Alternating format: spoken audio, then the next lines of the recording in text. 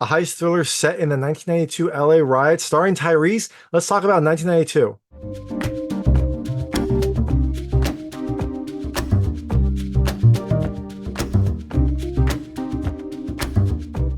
Hi everyone, it's David Stark from Watcher Pass, and I'm talking to you about 1992, which comes to theaters on August 30th, 2024. It is a new heist thriller starring Tyrese that's set in the backdrop of the 1992 LA riots.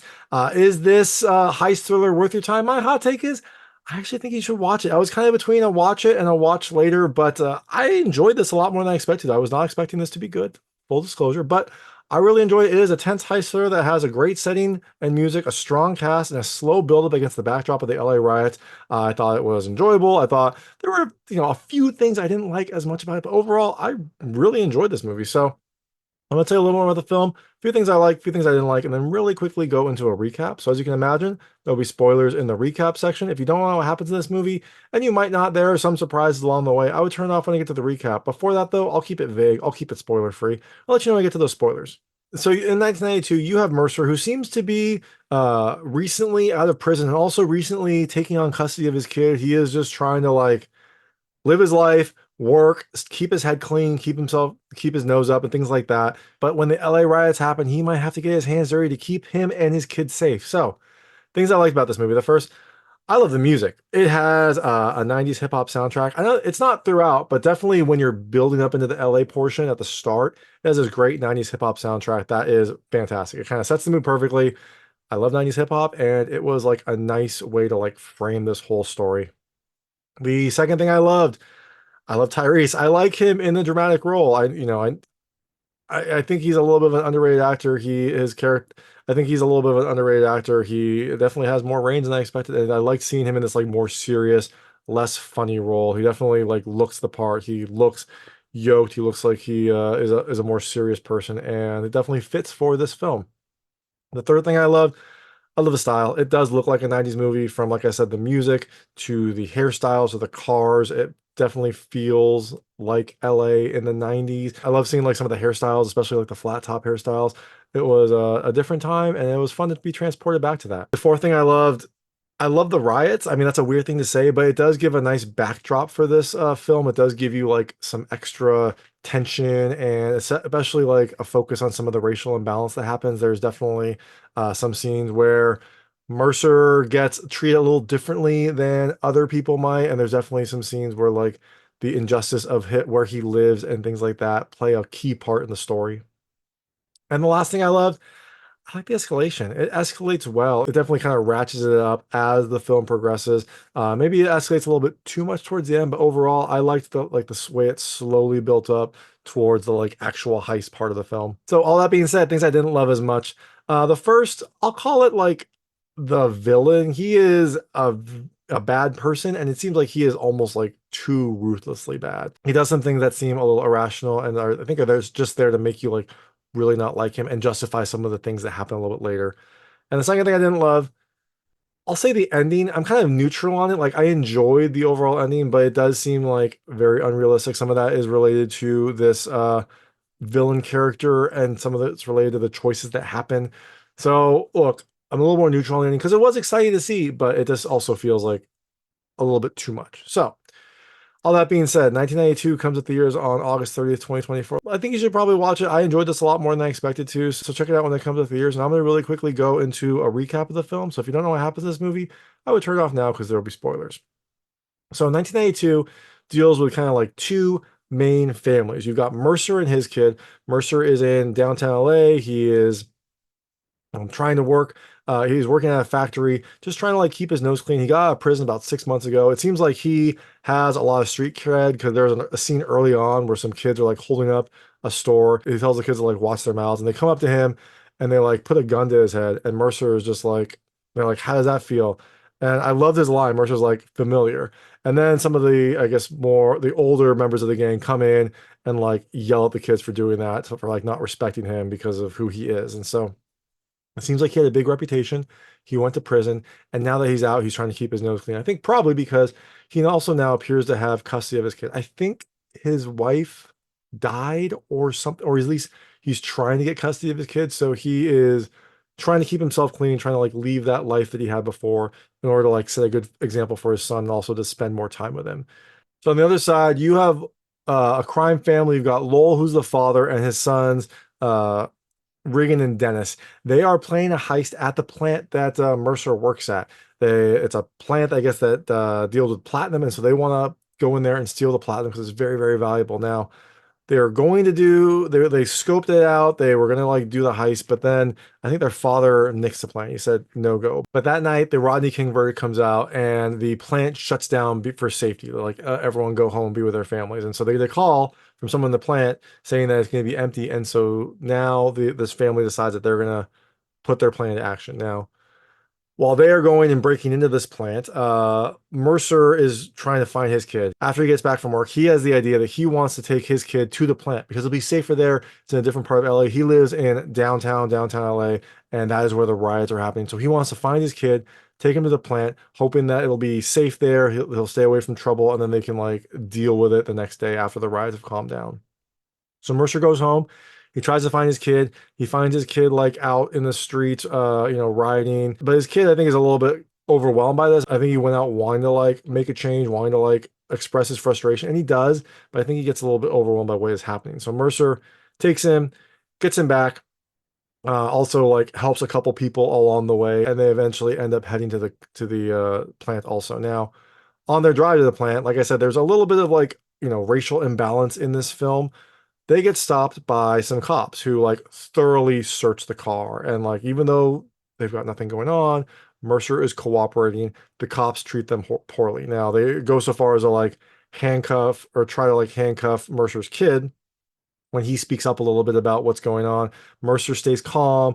I think it like he's very angry about this, but he knows that there's like no benefit to speaking up at this time, and so they eventually search the car, sell it, say that they're fine, and then like, force them to go. Now, during this time, a white family like drives on by, and they stop at this checkpoint, and the cops like just wave them over. So you can see the racial imbalance pretty clearly in how these two families are treated.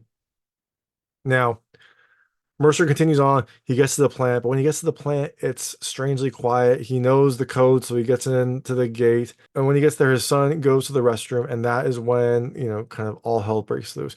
In the restroom, Dennis, the younger of the family sons, sees Mercer's kid and, takes him hostage essentially. And Mercer doesn't really know what's going on. He's looking around the plant, and he goes and he finds like the plant security guard, this friend that he used to have, or this one of his friends, this like old police officer who retired to work at the plant. He's shot dead. Now, earlier, this security guard, he was able to use the cameras to see what they were doing.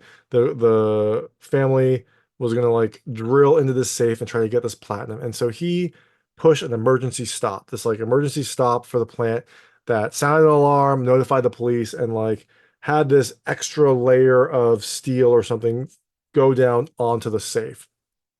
Now, when this happened, the robbers had to act quickly. One of them grabs a forklift, drives it up, and like stops this extra layer of protection from going down. But in the process, everyone has to get out quickly, and one of their friends, one of the people named I think Copeland, doesn't get out quick enough.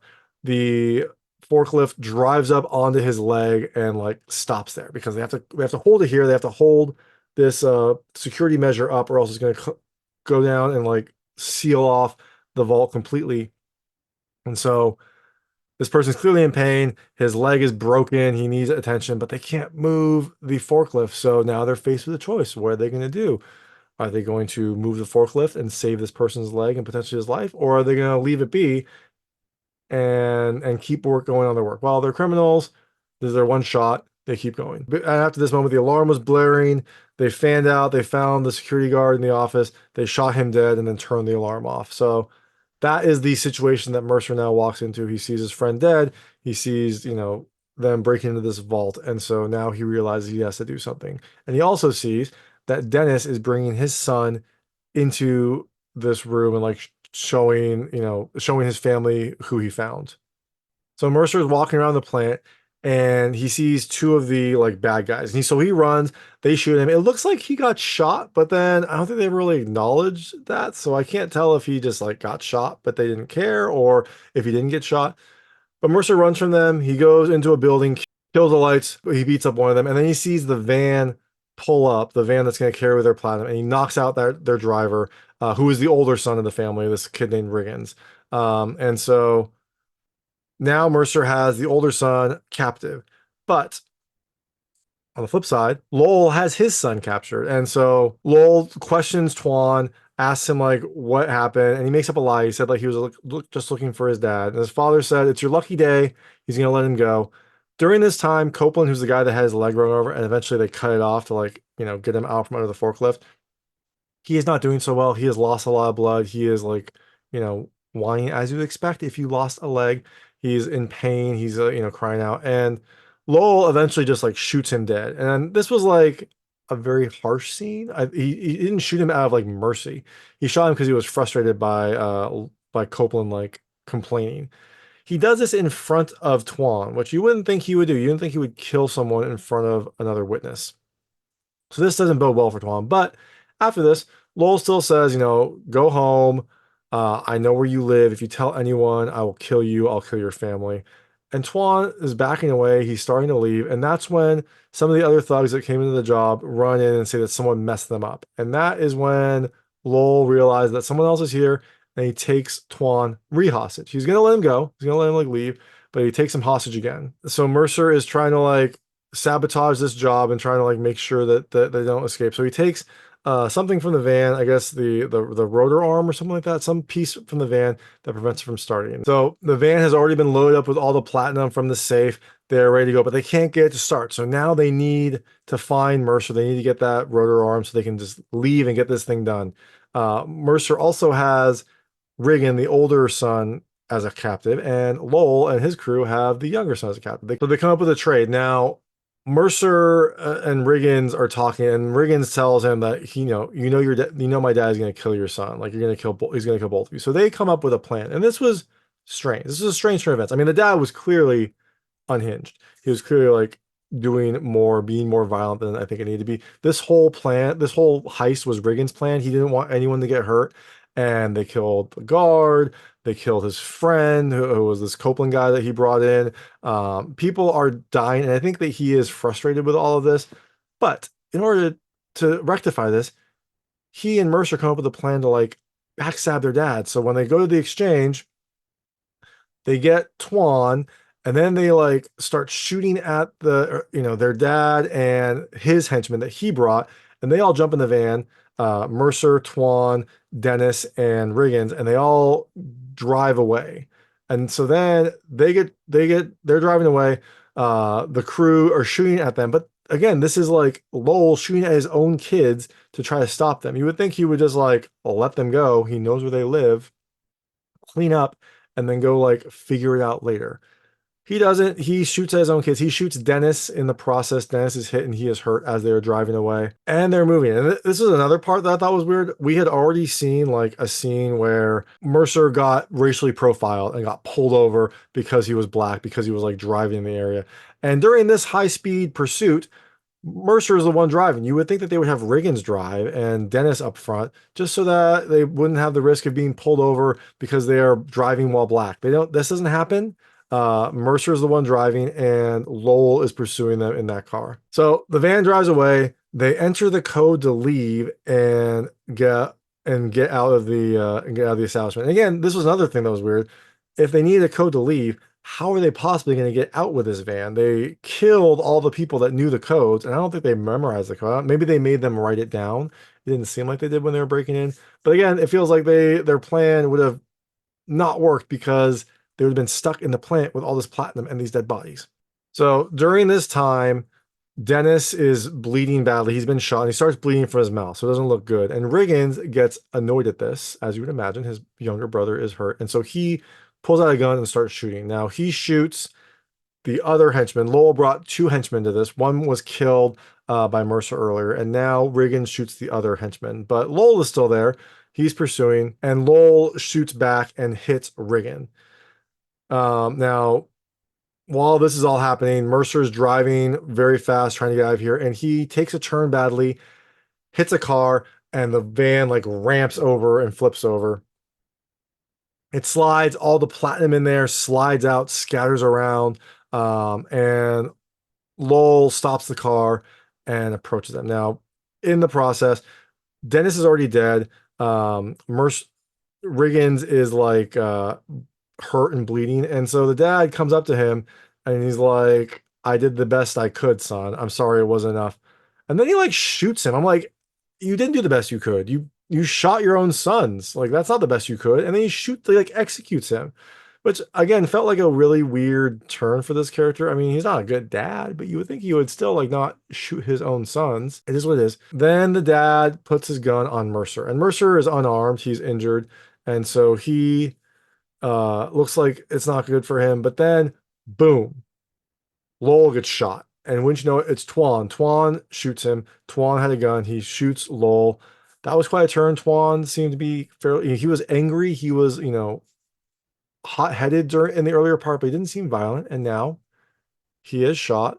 Lowell. Now, again, Lowell would have 100% killed his dad. So not, an unjustified killing, but it was an interesting turn for Twan. Now, they all get into Lowell's car, which is like shot up. It's not going to be a good, like, inauspicious car, but they get into that, they drive away. They don't take any of the platinum that is scattered around the ground. I guess maybe they, Mercer still didn't want to like get in trouble. I don't know, I figure they should have probably taken a couple blocks of the platinum, at least for their troubles, and also to rebuild. I assume their house is not doing well.